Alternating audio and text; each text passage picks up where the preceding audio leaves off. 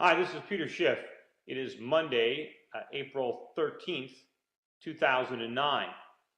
Well, a lot of people today are taking some comfort in the earnings coming out of the financial sector. Late last week, I think Friday, we had earnings from Wells Fargo that were better than expected. Today, Goldman Sachs is coming out with earnings.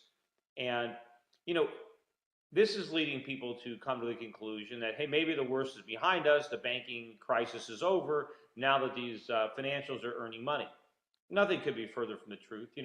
The solution to our economic problems is not financial sector earning more money. I mean, the financial sector is too big. I mean, profits in the financial sector are going to have to shrink. They're going to have to shrink substantially. And remember, during the bubble, sure, the financials had all kinds of earnings. That was part of the problem, what they were doing to derive those earnings. And I'm sure the earnings that Goldman Sachs or Wells Fargo are coming up with now, a lot of it has to do with trading profits, certainly for Goldman, that are probably not going to get repeated in the future. But I think there's a lot of accounting tricks. There's a lot of assumptions that are being made that are probably not going to be accurate. And I think a lot of the earnings really are sowing the seeds for future losses, much the way they did a year or two ago. So I would not jump to any conclusions with respect to these numbers. It's also interesting that Goldman Sachs announced also they're doing a $5 billion capital raise. They need this money to pay back the U.S. government the TARP money. Now, the interesting thing, of course, is Goldman Sachs claims they don't need the TARP money. Well, if they didn't need the TARP money, why can't they just give it back? Why do they have to sell stock? Why do they have to raise $5 billion? Obviously, they must have needed some of the TARP money because they can't afford to pay it back without going to the public and raising more cash. But you'd certainly have to be a complete moron to buy any of this Goldman Sachs stock.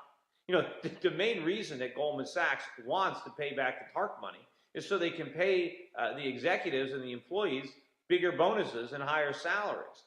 That doesn't sound like a great reason for an investor to buy the shares, just so the money can be flushed away in bonuses.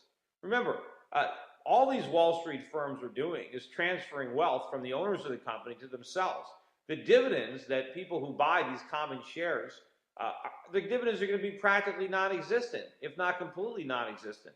All the profits are going to be sucked up by the employees of these companies. So there's much better places for your money. There's absolutely no reason to buy. Now, of course, the shares are about the same price as they were when Warren Buffett bought Goldman Sachs. But don't be confused, because when Warren Buffett bought, he got a coupon. He bought preferred stock, I think, with a 10% coupon. Now they're asking people to buy common stock with no coupon.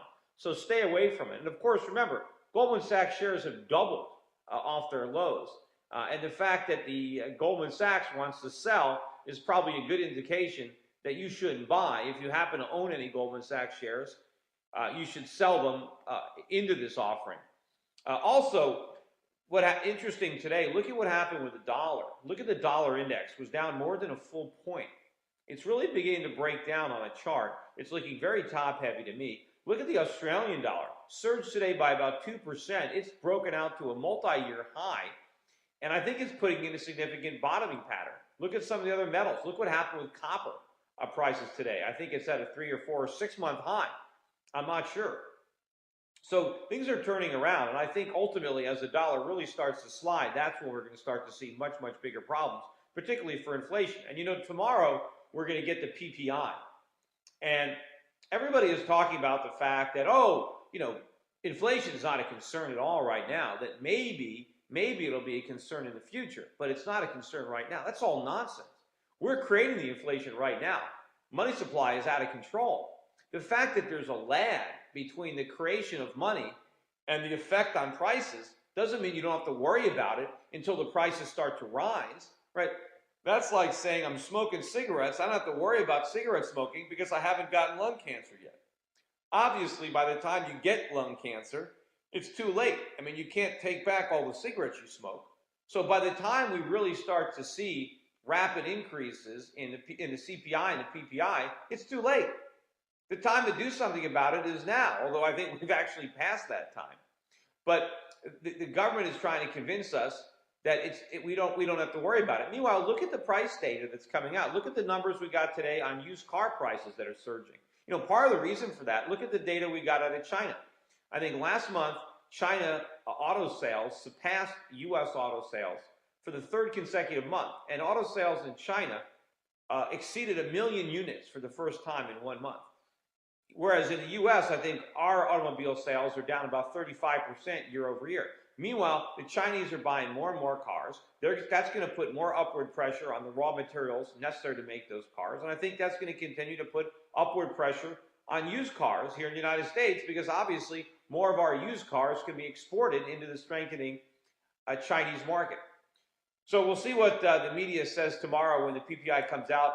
Most likely it won't cause them much concern. But again, you can't wait until prices rise to be worried about inflation. You have to be worried about inflation when the money supply is growing. Now, also, I think the last time I was on this blog, I mentioned that I was going to be appearing on ABC News on Sunday, both Good Morning America and the ABC Nightly News. Both of those segments were canceled. Hopefully, they will be on next weekend. I think on either Saturday or Sunday. I'm not sure. I'll try to keep you posted. But apparently, there was some breaking economic news that was of vital importance to the country, that ABC really had to run with this breaking story. In fact, on Good Morning America, this breaking news story, I think, consumed 50% of the show. I think 30 minutes of the 60-minute program was specifically focused on this vital, breaking, important national news.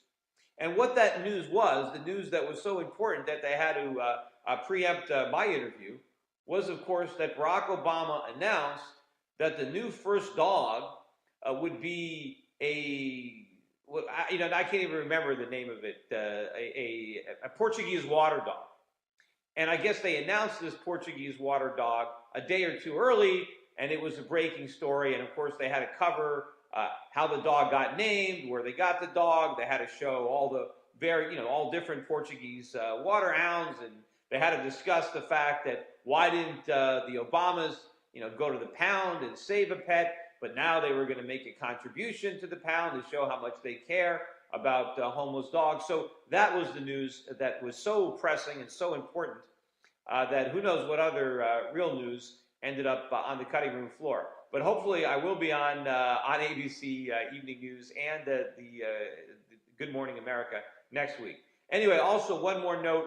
I finally was able to get around to upgrading the equipment that I'm using. I bought a new computer to do these video blogs. Hopefully there is a meaningful and noticeable improvement. And I apologize to the people and thank people for bearing with me until I actually had some free time and was able to do something about the equipment. I am still working on trying to improve the quality of this video blog, and I think you'll be noticing more improvements in the coming months. Anyway, thanks for listening. So long.